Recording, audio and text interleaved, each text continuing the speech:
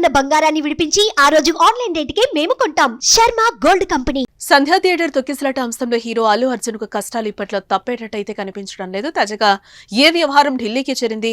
ఎన్హెచ్ఆర్సీలో అల్లు అర్జున్ పై ఫిర్యాదు అందింది. Pushpa 2 benefit show సందర్భంగా జరిగిన తొక్కిసలాటలో మహిళ చనిపోయిందని, దీనికి కారణమైన cine hero Allu Arjun production team Sandhya theatre management పై చర్యలు తీసుకోవాలని జాతీయ మానవ హక్కుల కమిషన్ కు BC political JAC chairman Yugandhar Goud ఫిర్యాదు చేశారు. ప్రచారం మోజులో పడి ప్రాణాలు తీశారని ఫిర్యాదుదారు కంప్లైంట్ చేశారని తెలుస్తోంది.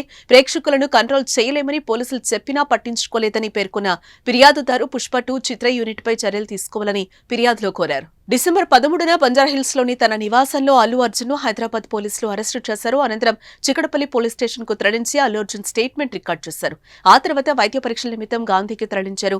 వైద్య పరీక్షల అనంతరం భారీ బందోబస్తు నడుమ నాంపల్లి కోర్టులో హాజరుపరిచారు.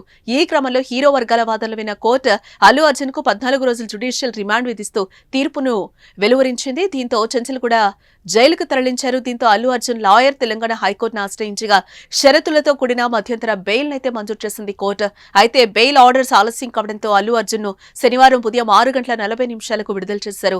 ఇలా శనివారం రాత్రి మొత్తం అల్లు అర్జున్ జైల్లోనే గడపాల్సి వచ్చింది. ఇప్పటికే ఈ కేసులో అల్లు అర్జున్ సతమతమవుతున్నారు.